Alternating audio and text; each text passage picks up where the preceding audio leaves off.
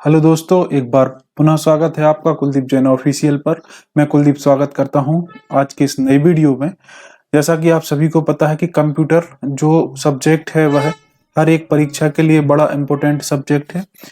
तो इसमें हम कंप्यूटर के कुछ क्वेश्चन को देखेंगे।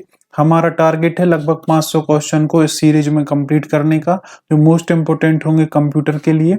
और ये क्वेश्चन आपके CPCT exam, ITI COPA, ITI TO आदि सभी परीक्षाओं के लिए इम्पोर्टेंट होंगे जिनमें कंप्यूटर का सिलेबस होता है, कंप्यूटर के क्वेश्चन आते हैं। एक बड़ा रोल अदा करता है कंप्यूटर जो आपके एग्जाम है यहाँ पर कॉम्पिटिटिव एग्जाम को क्रैक करने में। तो सारी सभी चीजें, चाहे माइक्रोसॉफ्ट ऑफिस हो चाहे एक्सेल हो, सभी चीजों को हम डिस्कस करेंगे। तो आज इस सीरीज का तीसरा पार्ट है। कल हमने लगभग 25-26 क्वेश्चन को डिस्कस किया था, उसके आगे हम आज की वीडियो में डिस्कस करेंगे। तो ये सारे क्वेश्चन जो आप यहाँ पे देख पा रहे हैं इनको हमने डिस्कस कर लिया है, आज हम करेंगे।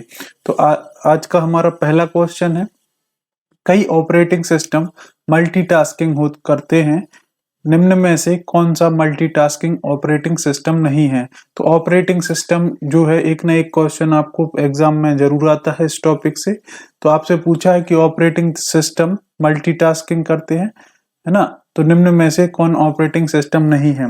विंडोज 10 एक ऑपरेटिंग सिस्टम है, आपको पता है। विंडोज एक्सपी भी ऑपरेटिंग सिस्टम है और विंडोज 7 भी एक ऑपरेटिंग सिस्टम है।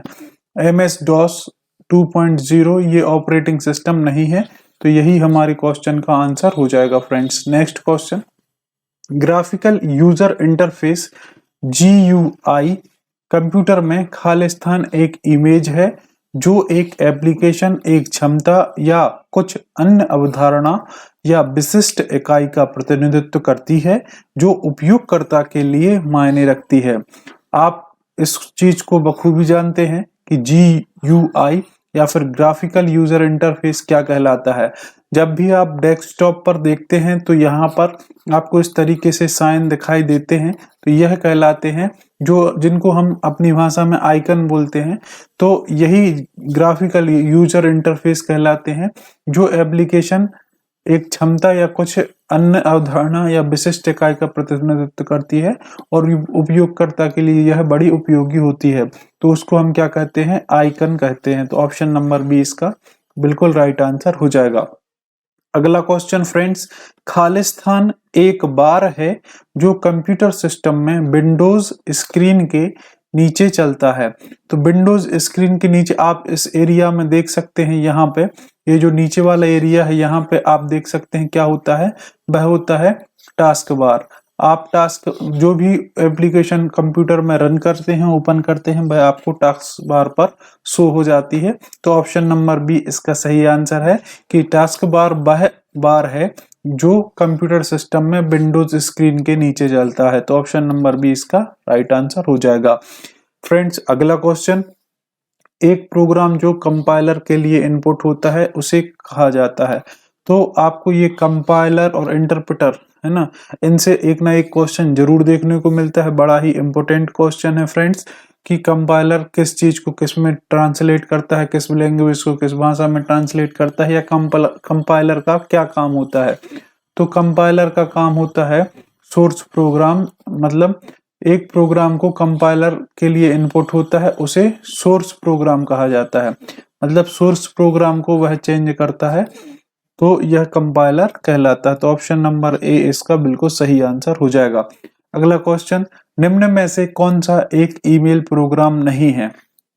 यहाँ पर नहीं लिखा है तो ईमेल प्रोग्राम नहीं है, तो इनमें से कोई 3 ईमेल प्रोग्राम होंगे।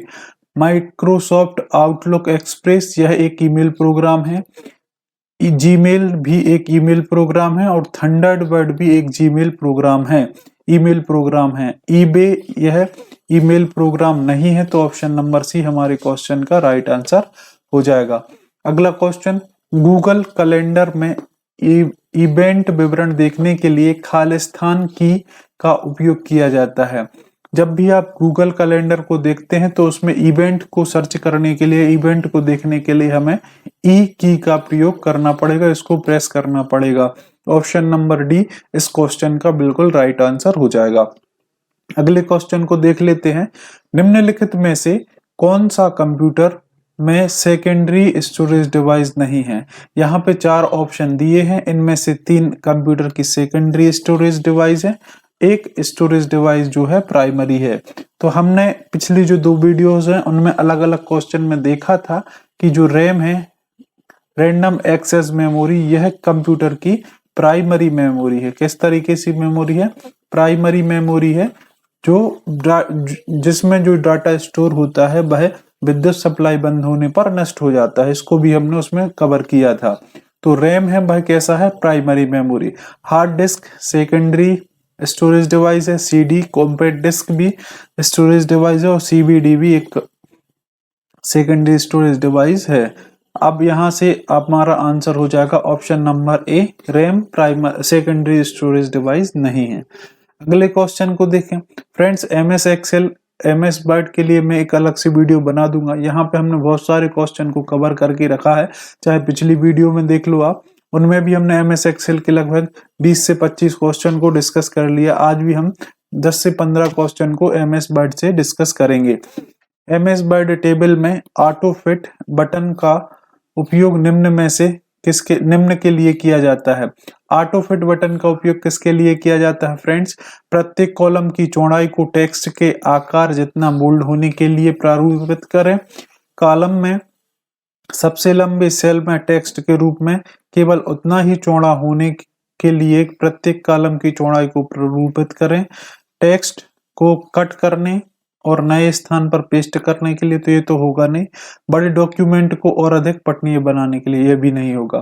तो इसका सही आंसर हो जाएगा ऑटो फिट का मतलब होता है जितना ये पेज का साइज है उसमें यह क्या हो जाए? फिट हो जाए। पेज यहाँ से सब जगह से फिट हो जाए। तो कॉलम में सबसे लंबे सेल में टेक्स्ट के रूप में केवल उतना ही चौड़ा होने के लिए प्रत्येक कॉलम की चौड़ाई को प्रारूपित करें। यह आंसर इसका बिल्कुल सही हो जाएगा। ऑप्शन नंबर बी इसका बिल्कुल राइट आंसर हो जाएगा। इसी तरीके से एमएस वर्ड का एक और क्वेश्चन, एमएस वर्ड से लगभग आपको हर एग्जाम में 3 या 4 क्वेश्चन देखने को मिलते हैं।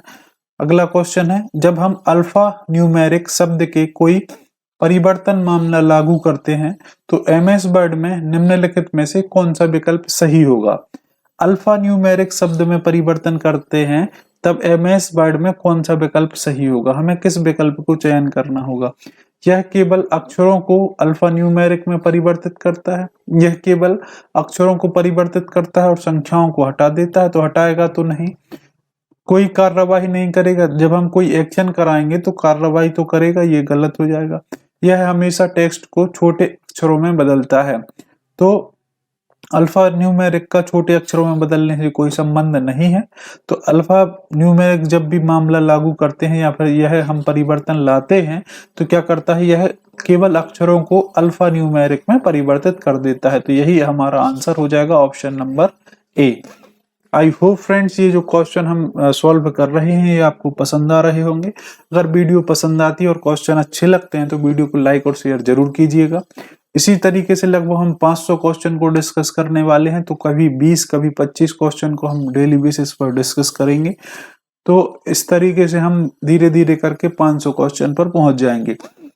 तो अगर आप वो सारी वीडियोस देखना चाहते हैं तो आप मेरे चैनल से जुड़ सकते हैं, चैनल को सब्सक्राइब कर सकते हैं। हमारा अगला क्वेश्चन है, एमएस वर्ड में यदि आप मानक मार्जिन शैलियों से मिरर मार्जिन चुनते हैं तो लेबल बाएं और दाएं मार्जिन में खालिस्तान में बदल जाता है। तो जब आप एमएस वर्ड में मानक मार्जिन शैलियों से मिरर मार्जिन चुनते हैं तो जो बाएं और दाएं मार्जिन है वह इनसाइड और आउटसाइड मार्जिन में बदल जाते हैं। ऑप्शन नंबर सी इस क्वेश्चन का बिल्कुल सही आंसर हो जाएगा। नेक्स्ट क्वेश्चन, यदि दीपिका रूलर को छुपाना चाहती है तो उसे व्यू चुनना होगा और एमएस वर्ड में खालिस्तान चेक बॉक्स पर चयन करना होगा। अगर रूलर को छुपाना है तो व्यू बटन को चुनना होगा, उसके बाद हमें एमएस वर्ड में रूलर चेक बॉक्स का चयन करना होगा। तो ऑप्शन नंबर ए इस क्वेश्चन का बिल्कुल राइट आंसर हो जाएगा। अगले क्वेश्चन को देखें, निम्नलिखित विकल्पों में से एमएस वर्ड में विशेष प्रकार के इंडेंटेशन का पहचान करें। मतलब इनमें से कौन से इंडेंटेशन एमएस वर्ड में मिलते हैं? आपको first line, hanging, left indent और राइट इंडेंट। तो MS वर्ड में देखने को मिलता है फर्स्ट लाइन इंडेंट और हैंगिंग इंडेंट। तो ये जो दोनों हैं ए विकल्प में मिलते हैं, तो ऑप्शन नंबर बी ए इसका राइट आंसर हो जाएगा। नेक्स्ट क्वेश्चन, निम्नलिखित में MS वर्ड में दस्तावेज खोज के दौरान कौन सा विकल्प अमान्य है? जब भी आप किसी को MS वर्ड में दस्तावेज को सर्च करते हैं तो कौन सा विकल्प इनमें से नहीं मिलता? Match case, no formatting, find whole words only, sound like, है ना। तो जब भी आप सर्च करते हैं तो नो फॉर्मेटिंग वाला यह विकल्प कैसा हो जाता है? अमान्य है। ऑप्शन नंबर बी इसका सही आंसर हो जाएगा। अगले क्वेश्चन को देखें, MS वर्ड में capitalise the first letter of sentence feature को बंद करने के चरण में निम्नलिखित है चरणों को सही क्रम में व्यवस्थित करें। यहाँ पे MS वर्ड में कैपिटलाइज द फर्स्ट लेटर, इस फीचर को बंद करना है ना। तो इनमें से कौन सा चरण का सही क्रम होगा? यहाँ पे 4 ऑप्शन दिए हैं, आपको इनको सही क्रम में व्यवस्थित करना है। पहला ऑप्शन है सुनिश्चित करें ऑटो करेक्ट टैब दिख रहा है। टूल्स मेन्यू से ऑटो करेक्ट विकल्प चुनें। Words auto correct dialog box प्रदर्शित करता है। फिर ओके पर क्लिक करें। फिर capitalise first letter of sentence check box को क्लियर करें। तो हमारा जो सही विकल्प होगा ऑप्शन नंबर ए होगा, मतलब बी ऑप्शन पहले आएगा। टूल्स मेन्यू में ऑटो करेक्ट विकल्प को चुनें। Words auto correct dialog box को प्रदर्शित करता है, सबसे पहले ये आएगा। फिर हमें सुनिश्चित करना है कि ऑटो करेक्ट टैब दिख रहा है कि नहीं। फिर capitalised first letter of sentence इस चेक बॉक्स पर क्लिक करना है। उसके बाद ओके बटन को प्रेस करेंगे तो हमारा ये कैपिटलाइज्ड फर्स्ट लेटर जो सेंटेंस फीचर है वह क्या हो जाएगा? बंद हो जाएगा। नेक्स्ट, MS वर्ड में हटाए गए को क्रॉस आउट और टिप्पणियों को इनलाइन दिखाने के लिए बलून कमांड के तहत खालिस्तान सुविधा का चयन कीजिए। आपको MS वर्ड में जो हटाए गए क्रॉस आउट और टिप्पणियां हैं उनको इनलाइन दिखाने के लिए बलून कमांड के तहत आपको कौन सी सुविधा का चयन करना होगा? और आपको करना होगा शो ऑल रिवीजन्स इनलाइन, इस वाले टैब को क्लिक करना होगा। ऑप्शन नंबर बी इस क्वेश्चन का राइट आंसर हो जाएगा। तो आप बिल्कुल चिंता मत करें, MS वर्ड के जितने भी क्वेश्चन हैं हम अलग से एक वीडियोस बना देंगे जिसमें टॉप MS वर्ड्स के जो क्वेश्चन होंगे उनको हम अलग से सॉल्व कर लेंगे। अगला क्वेश्चन है, निम्नलिखित में से कौन सा एक वर्ड एन्कोडिंग मानक है? वर्ण एन्कोडिंग मानक है तो वह है ASCII, है ना। ये जो है जिसको हम ASCII भी बोलते हैं, तो यह वर्ड एन्कोडिंग मानक है। यह हमने पिछली वीडियोस में भी डिस्कस किया था, जो पिछली 2 वीडियोस आई हैं उनको भी हमने उसमें देखा था। अगला क्वेश्चन है, जब हम MS वर्ड में हेडर सेक्शन खोलते हैं तो स्क्रीन का क्या होता है? जब भी हम हेडर सेक्शन को एनेबल करते हैं तो डॉक्यूमेंट एरिया धुंधला दिखाई देता है। हेडर मार्क और डैश लाइन उभर कर स्क्रीन पर दिखाई देती है या स्क्रीन अपरिवर्तित रहती है। जब भी हम कंप्यूटर में कोई कमांड देंगे तो स्क्रीन तो परिवर्तित होगी। हेडर एरिया चमकदार हो जाता है ना। फुटर सेक्शन गायब हो जाता है। तो इसका सही आंसर हो जाएगा डॉक्यूमेंट एरिया धुंधला दिखाई देता है, हेडर मार्कर और डैश लाइन उभर कर दिखाई देती है। तो ऑप्शन नंबर ए इसका राइट आंसर हो जाएगा। अगला क्वेश्चन, MS वर्ड में ready to use mail merge template से शुरू करने के लिए जिसे जरूरतों के अनुसार अनुकूलित किया जा सकता है, खालिस्तान रेडियो बटन को सेलेक्ट स्टार्टिंग डॉक्यूमेंट स्टेप के तहत इनेबल करना होगा। तो किसको इनेबल करना होगा? किसी टेम्पलेट को शुरू करें, स्टार्ट टेम्पलेट्स, ठीक है। जो ये ऑप्शन नंबर 2 है, इस विकल्प को इनेबल या सक्षम करना होगा। अगला क्वेश्चन, www खालिस्तान प्रोटोकॉल का उपयोग करता है। तो www यह HTTP प्रोग्राम का उपयोग करता है, प्रोटोकॉल का उपयोग करता है। तो ऑप्शन नंबर बी इसका सही आंसर हो जाएगा। नेक्स्ट क्वेश्चन, खालिस्तान में वेब पर कोई उपयोगकर्ता लॉगिन करने वाले किसी अन्य उपयोगकर्ता से संपर्क करता है और बातचीत जारी रख सकता है। तो किस वेबसाइट पर कर सकते हैं? हम कर सकते हैं इंस्टेंट मैसेजिंग। इंस्टेंट मैसेजिंग में हम वेब पर कोई भी उपयोगकर्ता है या कोई भी यूजर है, वह लॉगिन करने के बाद अन्य कोई व्यक्ति से संपर्क स्थापित कर सकता है या बातचीत कर सकता है। तो किससे कर सकता है? इंस्टेंट मैसेजिंग के जरिए। अगला क्वेश्चन है, निम्नलिखित में से कौन सा एमएस वर्ड में सेक्शन ब्रेक विकल्प नहीं है? एमएस वर्ड में सेक्शन ब्रेक विकल्प नहीं है। Previous page, next page, odd page, even page. जो सेक्शन ब्रेक विकल्प नहीं है वह प्रीवियस पेज, ये जो है वह एमएस वर्ड में सेक्शन ब्रेक विकल्प नहीं है। तो ऑप्शन नंबर ए इसका राइट आंसर हो जाएगा। अगला क्वेश्चन, एमएस वर्ड में ओरिएंटेशन फॉन्ट के स्टाइल, फॉन्ट के कलर और खालिस्तान को प्रभावित नहीं करता। पेज ओरिएंटेशन होता है वह एमएस वर्ड में, वह किन चीजों को प्रभावित नहीं करता?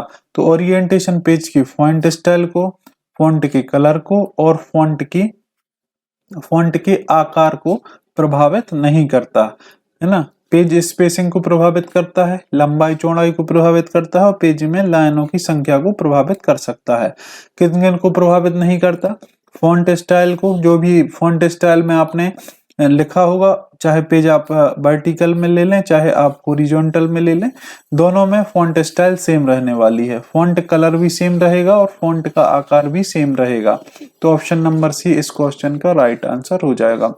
नेक्स्ट क्वेश्चन, यदि आप एमएस वर्ड में मौजूदा दस्तावेज फाइल को दूसरे फोल्डर में कैसे सहेजेंगे?